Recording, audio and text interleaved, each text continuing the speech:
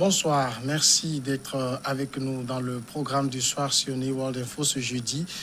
Nous commençons avec le décryptage de l'actualité. On va parler de cette nouvelle étape de l'accord entre Washington et les talibans aujourd'hui. Et c'est avec Mamadou Diouf, notre éditorialiste. Bonsoir Mamadou Diouf. Bonsoir Samuel. Les États-Unis ont souligné que leur accord historique avec les talibans était entré dans une nouvelle étape tout en exigeant une diminution des violences en Afghanistan. De leur côté, les talibans ont accusé mardi les États-Unis de violation flagrante du test en février. Cet accord, dont le gouvernement afghan a été exclu, vise au retrait des troupes étrangères du pays en échange de garanties sécuritaires des talibans et du démarrage d'un dialogue de paix inter-afghan. Lors de la première phase, il faut le souligner, les États-Unis s'étaient engagés à diminuer leur effectif en Afghanistan de 12 000 à 8 600 hommes dans les 135 jours et à retirer totalement leurs forces de 5 bases militaires. Mamadou Diouf, lorsque on parle ici d'une nouvelle étape, quelle est cette étape-là? En fait, ils sont pressés en parlant d'accord historique, ils sont pressés également en parlant de nouvelle étape, puisque la première étape n'a pas encore été totalement réglée. Il faut rappeler que cet accord qui avait été signé a été signé entre les Américains et les talibans sans le pouvoir afghan. C'est un peu à l'image qu'ils ont signé avec Israël sans les Palestiniens et contre les Palestiniens. Ici, la première chose, le pouvoir afghan s'était plaint en disant comment les Américains peuvent aller négocier quelque chose qui va aboutir à un accord de paix en Afghanistan, alors que le régime en place n'est pas concerné par ces négociations. Et ça a fait qu'effectivement, dans la première phase, il y a eu des difficultés, puisque les Américains avaient pris des engagements. Vous avez cité l'engagement qui concerne le retrait des forces américaines de façon progressive, mais ils avaient pris un autre engagement au nom du gouvernement afghan, puisque le gouvernement afghan détient des prisonniers talibans. Ils avaient dit que le gouvernement afghan va libérer 5000 prisonniers talibans, et parmi lesquels 15 leaders des talibans. Et en retour, les talibans vont libérer 1000 prisonniers parmi les forces afghanes. Mais ça a bloqué immédiatement le premier processus, puisque le gouvernement afghan s'est retrouvé devant le fait accompli. Mais malheureusement, ils n'avaient pas le choix. Financièrement, ils sont soutenus par les États-Unis. Militairement, ils sont soutenus par les États-Unis. Bon, ils étaient obligés de le faire malgré eux en libérant par 15, par 100, non pas les 1500 qui avaient été dit au départ. Donc la première phase n'est même pas encore terminée véritablement. Mais la vérité, c'est que les Américains veulent quitter l'Afghanistan et au plus vite. Puisque cet accord était un accord curieux. Comment on signe un accord et les Américains disent vous n'allez plus attaquer nos forces. C'était clair dans l'accord. Mais ils pouvaient attaquer les forces du gouvernement. Mais on leur demandait de diminuer la violence. On leur disait non, vous ne devez pas accepter que les zones que vous occupez servent de base pour l'État islamique ou bien Al-Qaïda pour qu'ils préparent à partir de là-bas des attentats vers les États-Unis. Mais cet accord était un accord curieux. Et après qu'on ait réglé ces choses, on veut aller maintenant vers ce qu'ils appellent une deuxième phase. Les Américains vont retirer leurs forces sur 14 mois. Après avoir retiré leurs forces, maintenant les talibans vont s'asseoir pour dialoguer avec le pouvoir en place pour trouver un accord de paix. Mais on n'est vraiment pas encore à cette étape. Ils sont pressés de partir, mais les conditions ne sont pas encore réunies. Alors aujourd'hui, qu'est-ce qui cloche? C'est les États-Unis qui ne respectent pas leur part de l'accord? Non, les États-Unis respectent leur part de l'accord. Le problème, c'est que les États-Unis se sont également engagés à la place de l'État afghan. Alors que les combats continuent jusqu'à présent entre le gouvernement afghan et les talibans. Ça a diminué d'intensité, c'est vrai, mais les combats continuent par moments entre les deux. Le problème, c'est que la libération des prisonniers n'est pas entre les mains des États-Unis, puisque ce ne sont pas des prisonniers qui ont été arrêtés par les Américains, ils sont entre les mains du gouvernement en place, alors que les talibans ont été catégoriques sur cette question-là. Il faut que ces prisonniers soient libérés avant qu'on ne passe à l'autre phase où maintenant il va y avoir une discussion entre les Afghans eux-mêmes pour trouver une solution à cette guerre. Et comment les États-Unis ont-ils justifié la mise à l'écart du gouvernement afghan de la signature de l'accord?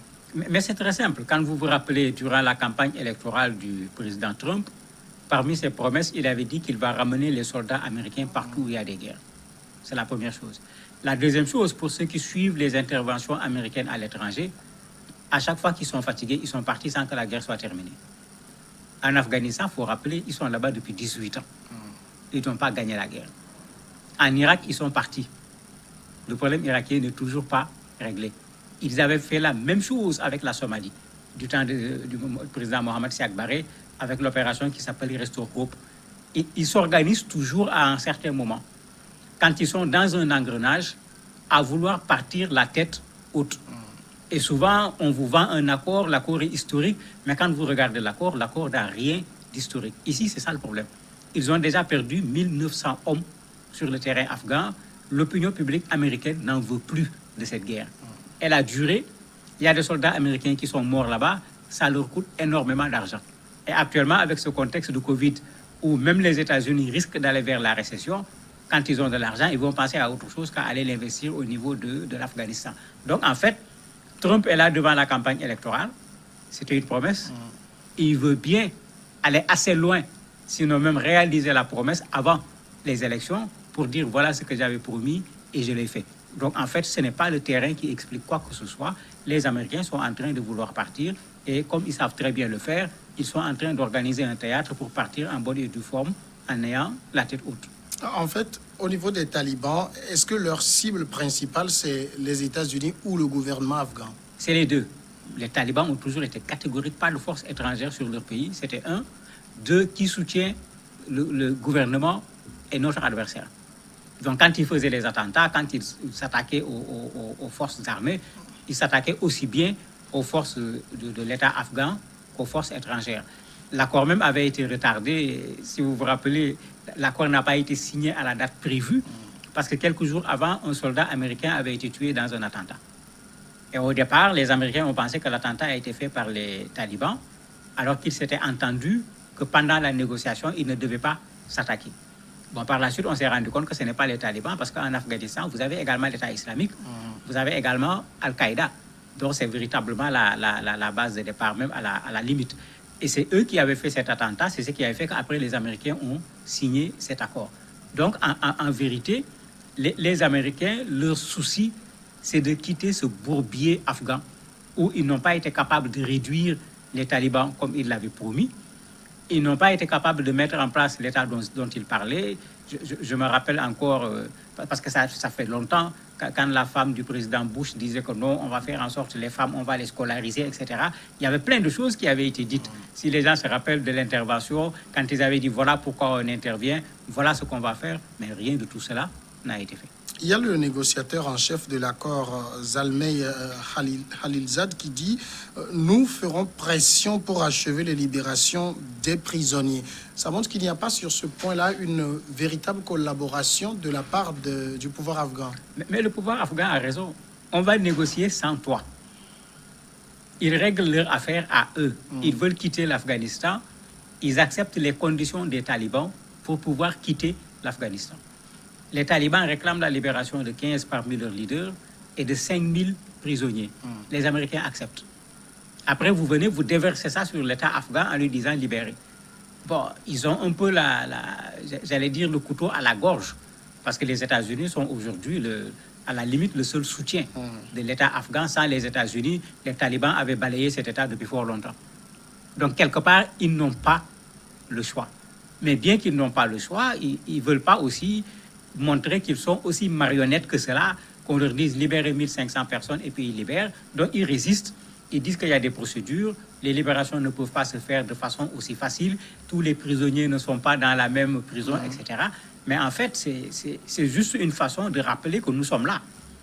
Vous ne pouvez pas tout faire et puis nous laisser de côté. Et c'est pourquoi je disais tout à l'heure, c'est très tôt de parler de deuxième phase. S'ils font pression, c'est parce que la première phase n'est pas encore terminée. Mais Trump plutôt, veut certainement l'utiliser dans le cadre de sa campagne électorale. Donc il faut rapidement terminer la première phase, qu'il commence à faire partir les soldats américains avant la campagne. Qui finance les talibans? Les talibans, depuis toujours, on s'est posé la question. Pendant longtemps, ils ont été financés par certains États du Moyen-Orient. Par la suite, puisque les Américains les combattaient, le financement n'était plus clair. Mais une chose est sûre, en Afghanistan, le trafic de drogue a toujours été un élément que les mouvements armés, de façon générale, ont utilisé également pour pouvoir se financer. L'autre élément, c'est les attaques. Parfois, quand ils attaquent, c'est pour aller se ravitailler, c'est pour aller prendre un certain nombre de biens. Un autre élément, c'est les otages avec les rançons, etc. Aujourd'hui, on a du mal à savoir clairement comment ils sont financés, puisque depuis la lutte contre le financement du terrorisme, les chemins du financement sont devenus beaucoup plus complexes que ce que l'on voyait auparavant. Mamadou Diouf, merci d'avoir répondu à nos questions. C'est moi qui vous remercie.